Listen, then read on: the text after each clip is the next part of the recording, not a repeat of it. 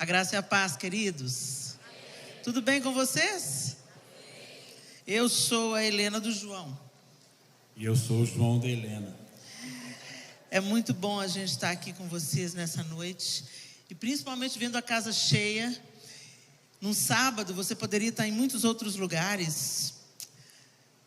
Tem tantas oportunidades, tem um aniversário, um churrasco, um casamento. Sempre tem algum programa no sábado. Mas que bom que o fato de vocês estarem aqui como casal está dizendo que vocês estão interessados em investir no relacionamento de vocês. E isso é uma grande bênção. Quando os dois, mesmo que você já tenha um casamento bem sucedido, mesmo que você já desfrute de um casamento feliz, sempre cabe melhora, né, gente? Tem nada que é bom que não cabe melhora. Então, que bom que você veio e que você está levando a sério o seu relacionamento. Muita gente acha que é o seguinte: casou, tá bom, se eu desistir eu comunico e tá tudo certo. Mas não, casamento é uma construção. Casamento feliz, ao contrário do que muita gente imagina, não é sorte. Casamento feliz é fruto de um investimento cotidiano, de nós investirmos, fazermos a manutenção, é necessário. Eu e o João, nesse mês de julho, nós celebramos 32 anos de casamento. Nós somos pais da Clara, do Miguel, que se casou com a Thaís, do Arthur, que se casou com a Ruth, e da Sofia, nossa caçula, que hoje tem 20 anos.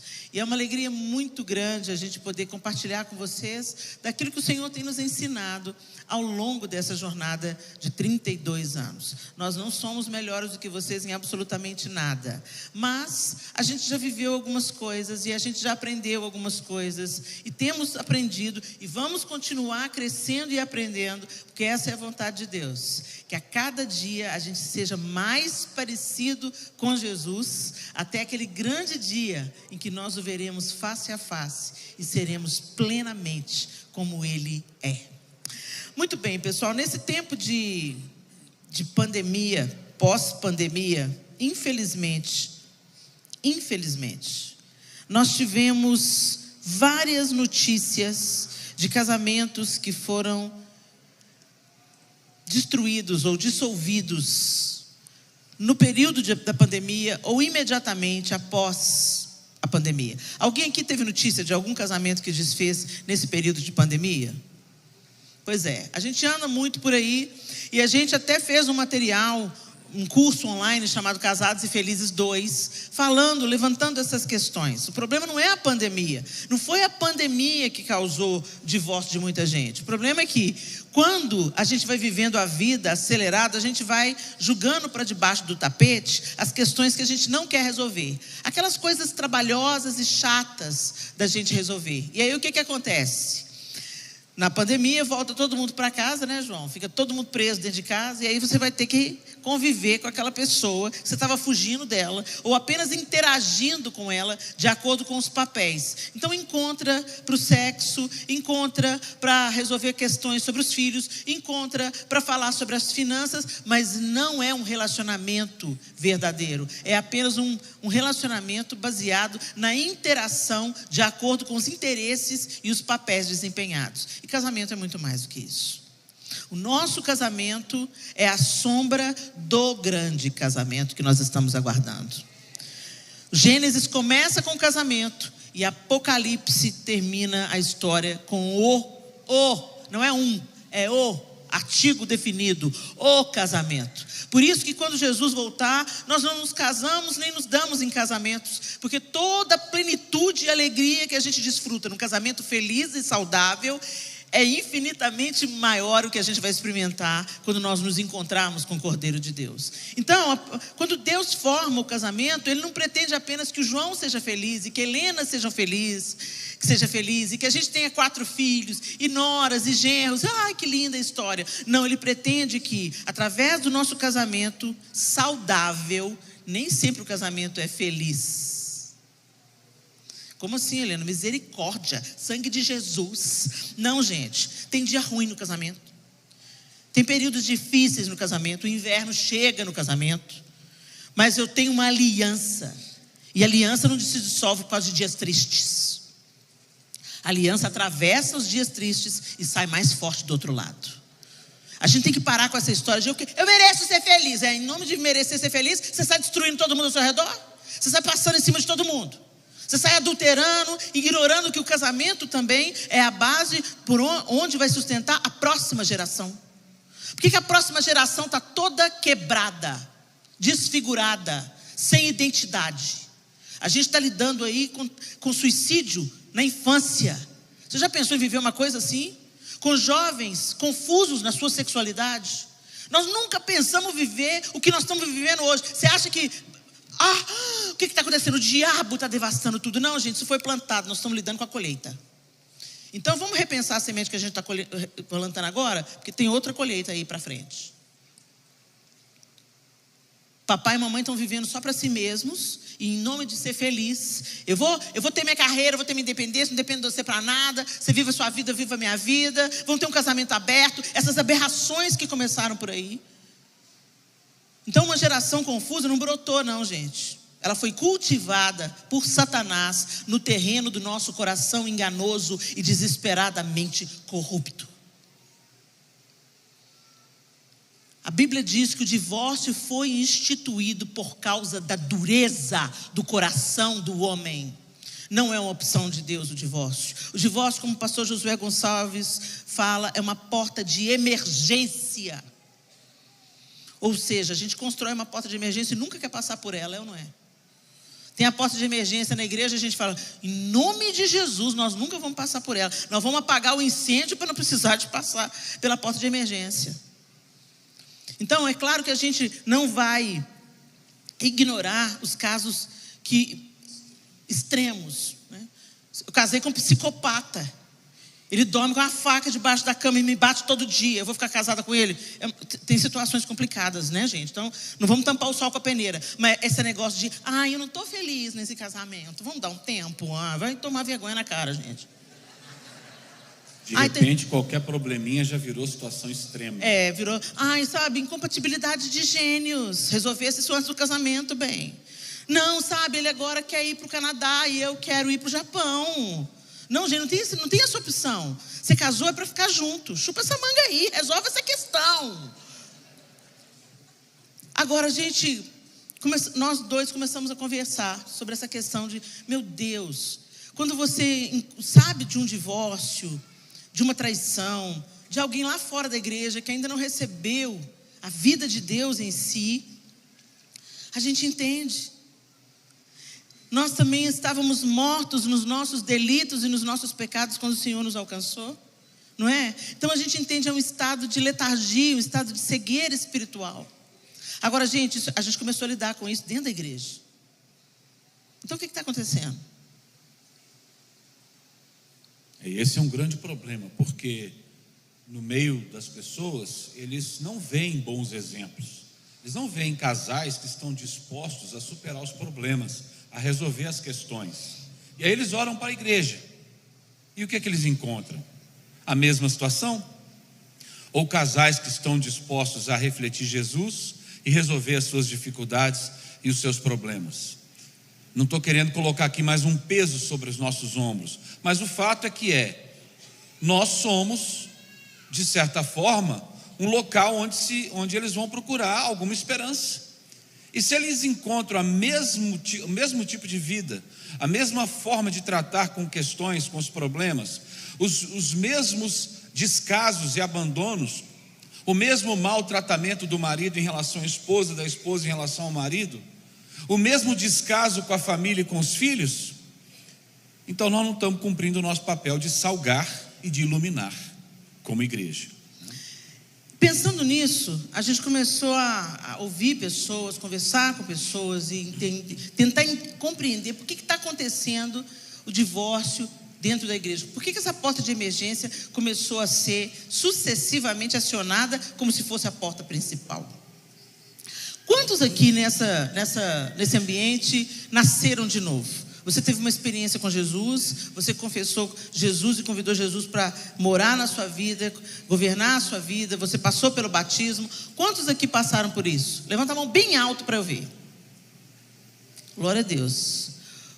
A maioria esmagadora, ok? Então vamos entender. Você estava andando vivendo a sua vida. Você estava andando vivendo a sua vida, fazendo as suas escolhas, vivendo de acordo com aquilo que você acreditava, certo? Aí um dia você se encontra com Jesus, seja numa reunião, seja num acampamento, seja em alguma situação. Então você se depara com Jesus e ele fala: quem quiser vir após mim, negue-se a si mesmo, tome a sua cruz e siga-me. Então você muda de direção e começa a seguir Jesus. Então você vai tentando acertar os seus passos com os passos de Jesus. Você vai olhando para o exemplo de Jesus e você vai caminhando com Jesus. É isso, gente? Deveria ser. Mas o que está acontecendo no nosso tempo? A gente até aceita Jesus. Essa palavra é até engraçada, né, gente? Aceita Jesus. Jesus que aceitou a gente. A gente estava lá miserável, pecador, ferrado na vida. Aí Jesus, pela sua graça e misericórdia, nos alcançou. O Espírito Santo te convenceu da justiça, do pecado e do juízo. Você creu e se converteu. Você mudou de mente, de direção, e desde então você está sendo aperfeiçoado pelo Espírito Santo, que vai tecendo Jesus em você. Esse que é o plano de salvação. Nós estávamos desconectados de Deus. Ele então dá o seu Filho unigênito para que todo aquele que nele crê não pereça, mas tenha a vida eterna. E Jesus então nos reconecta com Deus. Nós não nascemos filhos de Deus. Esse jargão que você escutou, todo mundo é filho de Deus. Não, querido. Todos somos feitos por Deus, criaturas de Deus. Mas a Bíblia diz que só aqueles que entenderam e compreenderam e aceitaram o sacrifício de Jesus e reconheceram que Ele é o Filho de Deus, deu-lhes o poder de serem feitos filhos de Deus. Então Jesus é que nos tornou filhos de Deus. Foi a cruz que nos tornou filhos de Deus. Nos tirou do estado de criatura e nos promoveu à adoção de filhos. E uma vez que agora somos feitos filhos de Deus, o Espírito Santo de Deus habita em nós. O mesmo Espírito que ressuscitou Jesus da tumba é o mesmo que mora em mim e mora em você. Não para fazer a gente apenas mover o poder, mas para fazer a gente ter um caráter transformado. Uma nova mente, uma nova atitude, um novo coração que revela Deus àqueles que ainda não conhecem. Resumo da vida cristã, certo? Então vamos lá, abra sua Bíblia com a gente em 2 Pedro, capítulo 1. O que acontece é que muitas pessoas, mesmo conhecendo esse discurso e essa organização de que fomos reconciliados com Deus, de que agora fomos feitos filhos de Deus, não vivem como filho da luz. Você mudou de religião. Você saiu da religião que você caminhava e veio para a igreja evangélica. E você, como bom observador, todo ser humano tem uma capacidade incrível de adaptação. Então a gente, mesmo sem se dar conta disso, a gente percebe o código de ética do grupo, o novo grupo que te acolheu. Então você começa a perceber que o dia que você vem com aquela sua calça, que Deus é justo, mas a sua calça misericórdia é mais justa ainda. A diaconisa só te mede de lado abaixo e fala assim: ô filha, então, essa calça não está adequada, né, amor? Aí você observa que todo mundo, às vezes ninguém fala, mas o olho fala, né? Aí todo mundo, ó, misericórdia, ó, o decotão da irmã, né? O cara está andando sem camisa aí no estacionamento da igreja. Aí todo mundo olha, acha estranho. Aí você lê, não precisa de ninguém te falar. Você lê como é que as pessoas te olham e você se adequa. Porque o ser humano tem essa capacidade de adaptação. Então você muda o seu jeito de falar, você muda o seu jeito de vestir, você muda o seu jeito de andar. Mas não foi uma obra do Espírito, foi uma obra de você mesmo para ser bem acolhido pelo grupo, para não ser discriminado, para não ser rejeitado, para não ser excluído. Então isso está acontecendo muito. Você vem para o grupo social, você muda de religião. Mas quando você sai daquela porta para trás, você continua a mesma pessoa. Lá dentro de casa você continua a mesma pessoa. Coração peludo, língua grande, né? Porque a gente acha que pecado é só o pecado aparente, né? Não, gente, inveja continua sendo pecado, cobiça continua sendo pecado, mentira continua sendo pecado, tá? A gente se acha tão superior, orgulho, né? Nossa, misericórdia, olha que era piricrente. O simples fato de você julgar a piricrente já te nivela com ela. Ela pela saia curta, você pela língua grande. Ou pelo pensamento altivo. Eu sou superior porque a minha saia está no lugar certo. Super espiritual. Lê do engano. A partir do momento que você se acha superior, já pecou, queridão. Então vamos ver o que o apóstolo Pedro aconselha àqueles que estavam sendo inseridos na igreja de Jesus Cristo. Então, 2 Pedro, capítulo 1, a partir do 1º versículo. Simão Pedro, servo e apóstolo de Jesus Cristo, àqueles que, mediante a justiça do nosso Deus e Salvador Jesus Cristo, receberam conosco uma fé igualmente valiosa. Graça e paz lhes sejam multiplicadas pelo pleno conhecimento de Deus e de Jesus, o nosso Senhor. Seu divino poder nos deu todas as coisas de que necessitamos para a vida e para a piedade, por meio do pleno conhecimento daquele que nos chamou para a sua própria glória e virtude. Por intermédio dessas, ele nos deu suas grandiosas e preciosas promessas, para que por elas vocês se tornassem participantes da natureza divina e fugissem da corrupção que há no mundo, causada pela cobiça. Por isso mesmo, empenhem-se para acrescentar à sua fé a virtude, e à virtude o conhecimento, e ao conhecimento o domínio próprio, ao domínio próprio a perseverança, à perseverança a piedade, à piedade a fraternidade, e à fraternidade o amor. Porque se essas qualidades existirem e estiverem crescendo em suas vidas, elas impedirão que vocês, no pleno conhecimento de nosso Senhor Jesus Cristo, sejam inoperantes e improdutivos. Todavia, se alguém não as tem, está cego, só vê o que está perto, esquecendo-se da purificação dos seus antigos pecados. Portanto, irmãos, empenhem-se ainda mais para consolidar o chamado e a eleição de vocês, pois se agirem dessa forma, jamais tropeçarão. E assim vocês estarão ricamente providos quando entrarem no reino eterno do nosso Senhor e Salvador, Jesus Cristo. Muito bem, a nova versão transformadora, esse mesmo texto, essa primeira parte, os 2 primeiros versículos, Pedro está se apresentando. Eu, Simão Pedro, quem eu sou? Escravo e apóstolo de Jesus Cristo, escrevo essa carta a vocês que compartilham de nossa preciosa fé, concedida por meio da justiça de Jesus Cristo, nosso Deus e Salvador. No verso 2 ele diz assim: que vocês tenham cada vez mais graça e paz, à medida que crescem no conhecimento de Deus e de Jesus, nosso Senhor. Então Pedro está falando para a igreja de Jesus, para aqueles que creem como ele crê. Ele fala de um crescimento gradativo. À medida que conhecemos a Deus, então nós seremos cada vez mais parecidos com Ele, transformados por Ele, curados por Ele, renovados por Ele.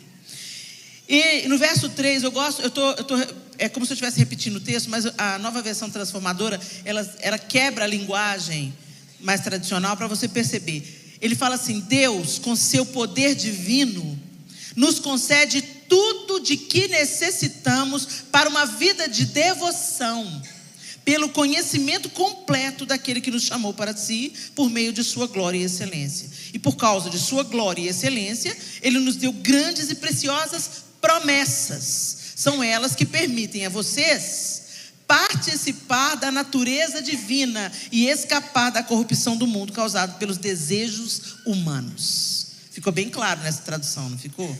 Então nós agora somos participantes da natureza divina. Quando você se encontrou com o Senhor, a partir desse momento você começou uma nova jornada, uma nova caminhada. Você não está mais agora vivendo só para si mesmo, para satisfazer os desejos da sua carne, mas você agora caminha com Cristo. Por isso que a premissa é: quem quiser vir após mim, negue-se a si mesmo. Mas os crentes não querem negar a si mesmo, não. É meu direito, eu tenho razão, ele que gritou comigo, ela que abandonou a casa. A gente sempre fica transferindo responsabilidade. A gente sempre está de olho no pecado do outro. mas ignorante dos nossos. Por isso que Jesus falou: tira primeiro a trave do seu olho, tira a tora que está incrustada no seu olho, para você enxergar melhor e ver o cisco que está no olho do seu irmão. Quando Jesus está falando isso, ele está falando: não dá para você olhar para o pecado do seu irmão se você ainda não acabou com todos os seus. Quem aqui já acabou com todos os seus pecados? Já venceu tudo? Nada mais pega. Se levantar a mão, nós vamos cair aqui de mão e pé em cima. Oramos em posição de pés e mãos. O próprio apóstolo João diz que se a gente diz que não peca, a gente faz Deus mentiroso. Mesmo que a gente não viva mais um estilo entregue ao pecado, nós estamos todos os dias esbarrando na nossa incapacidade. É ou não é? Mas o Senhor não quer que a gente só tropece, a gente quer nos ensinar.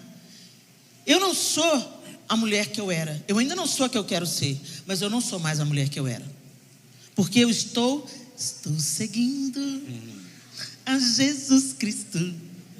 Desse caminho eu não desisto. A gente está indo para outra banda, outro lado. Mudamos de direção. Não estamos mais cativos das nossas vontades, dos nossos desejos, dos nossos caprichos, dos nossos pecados. E aí ele fala assim, a partir do verso 5: diante de tudo isso, esforcem-se ao máximo para corresponder a essas promessas. Essa história de não, gente, deixa a vida me levar, a vida leva eu. Não, gente, embora Jesus seja a vida, Ele que leva a gente mesmo. A gente tem que se esforçar para ser salvo. Não, nós não podemos salvar a nós mesmos. A salvação é pela graça. Mas a graça, uma vez que hoje nós estamos vivendo a hipergraça. Então o povo, não, Jesus já fez tudo, não precisa fazer mais nada. Não, e não entendeu nada sobre graça. Graça é o seguinte: eu sou culpado, eu era culpado, Jesus veio, rasgou o escrito de dívida que era contra mim, me absolveu para eu viver um outro tipo de vida. Não para eu voltar e chafurdar na lama, não para eu voltar para as antigas práticas.